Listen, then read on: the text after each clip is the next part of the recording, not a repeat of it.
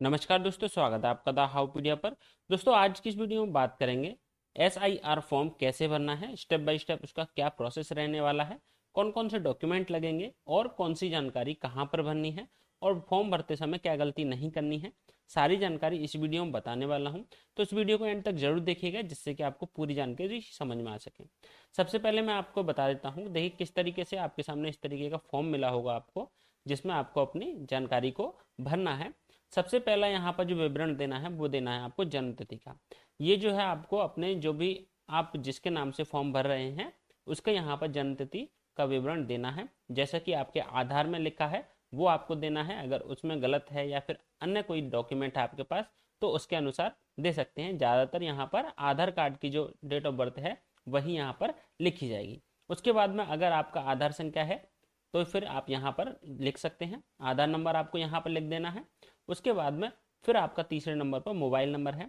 यहाँ पर भी आपको अपना मोबाइल नंबर यहाँ पर लिख देना है, जो कि एक्टिव हो, चालू हो, वो मोबाइल नंबर आपको यहाँ पर लिखना है। जिससे कि अगर कोई भी पूछताछ होती है या फिर कोई भी डॉक्यूमेंट आपसे मांगा जाता है या फिर उसमें कुछ भी सुधार करने के लिए बोला जाता है तो इसी नंबर पर आपसे संपर्क किया जाएगा।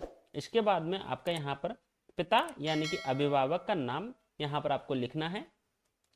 यहाँ पर अपने पिता का नाम लिखने के बाद में फिर आपको यहाँ पर देखिए अपनी माता का नाम यहाँ पर लिख देना है।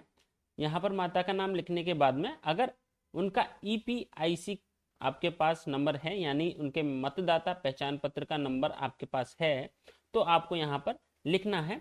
सेम इसी तरीके से यहाँ पर अपने पिताजी के यहाँ पर आपके पास अगर वोटर कार्ड है तो उसका नंबर आपको यहाँ पर लिखना है। इसके बाद में अगर आप शादीशुदा हैं, आपके पति या फिर पत्नी का नाम आपको यहाँ पर लिखना है। अगर नहीं है तो खाली डैश यहाँ पर लिख करके आगे बढ़ सकते हैं। उसके बाद में आपको यहाँ पर सेम इसी तरीके से पति या पत्नी का जो भी आपके पास वोटर कार्ड है उसका यहाँ पर नंबर लिखना है। अगर नहीं है तो डैश लिख करके आगे की जानकारी भर सकते हैं। अब उसके बाद में देखिए यहाँ पर जो इम्पोर्टेंट चीज़ है वो ये है। यहाँ पर आपको क्या करना है, देखिए यहाँ पर दो कॉलम दिए हैं, पहला ये है और दूसरा ये है। इस वाले जो पहला कॉलम है पिछले SIR की मतदाता सूची में मतदाता का विवरण यानी कि 2002 और 2003 इसमें जो भी वोटर लिस्ट जारी की गई थी उसमें अगर आपका नाम था तो फिर आपको यहाँ पर ये जानकारी भरनी है। अगर आपका नाम इसमें नहीं था तो आपको ये जानकारी नहीं भरनी है, आपको फिर ये वाली जानकारी भरनी है। क्योंकि अगर आपका नाम इसमें नहीं था, मान के चलिए आपकी डेट ऑफ बर्थ उस हिसाब से यानी कि जब आपका जन्म हुआ था तब आप 18 साल के नहीं थे जब यहाँ पर ये वाली सूची बनी थी, तो फिर आपका नाम इस सूची में शामिल नहीं होगा। लेकिन आपके परिवार में से माता का या पिता का किसी का भी नाम उस सूची में जरूर शामिल होगा। इसलिए आपको ये वाली जानकारी छोड़ करके आपको ये वाली जानकारी भरनी है। यहाँ पर आपको वो जानकारी भरनी है जिसमें कि आपके पिताजी का या फिर माता जी का उस वाली सूची में यानी 2002 या 2003 की सूची में वोटर लिस्ट में उनका नाम था। तो फिर यहाँ पर उनका नाम आ जाएगा जिनका भी नाम उस सूची में शामिल था। उसके बाद में उनका यहाँ पर वोटर कार्ड का नंबर वो आपको यहाँ पर लिखना है। यहाँ पर संबंधी का नाम, यहाँ पर क्या लिखना है आपको, यहाँ पर आपको उनके संबंधी का नाम यानी उनके पिता का नाम या माता का नाम यहाँ लिख सकते हैं। उसके बाद में आपसे उनका क्या संबंध है वो आप यहाँ पर लिखेंगे। जो भी आपका यहाँ पर संबंध है, यहाँ पर पुत्र है या पुत्री है यहाँ पर लिख देंगे।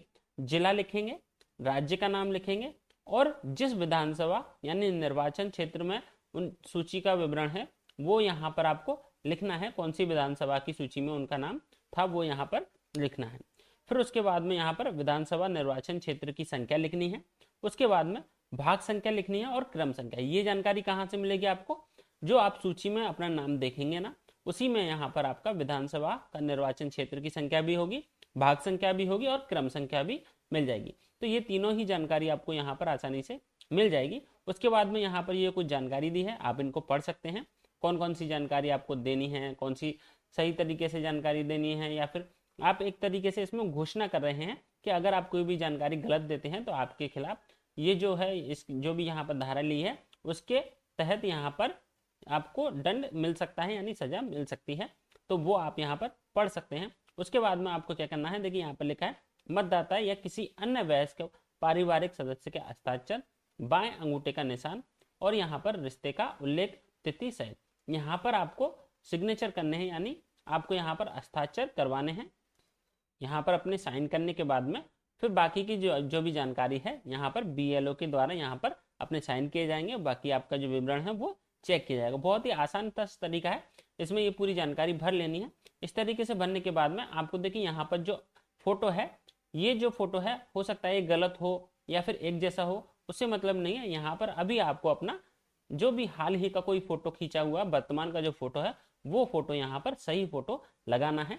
उसके बाद में इसको आप वहाँ पर अपने BLO के जरिए जा करके यहाँ पर जमा कर सकते हैं। इस तरीके से आप आसानी से अपना SIR का जो फॉर्म है भर सकते हैं। अगर इसमें आपको कोई भी समस्या आ रही है तो आप कमेंट में पूछ सकते हैं। आपको कोई भी इसमें डाउट है या कोई मन में सवाल है तो वो आप पूछ लीजिए, मैं कोशिश करूंगा आपको सही जानकारी देने की। तो आशा है आपको यह जानकारी पसंद आई होगी। ऐसी जानकारी और अन्य सरकारी योजनाओं के अपडेट के लिए हमारे चैनल को सब्सक्राइब जरूर कीजिएगा। यह जानकारी पसंद आई हो तो इसे अपने दोस्तों के साथ शेयर जरूर कीजिएगा। धन्यवाद।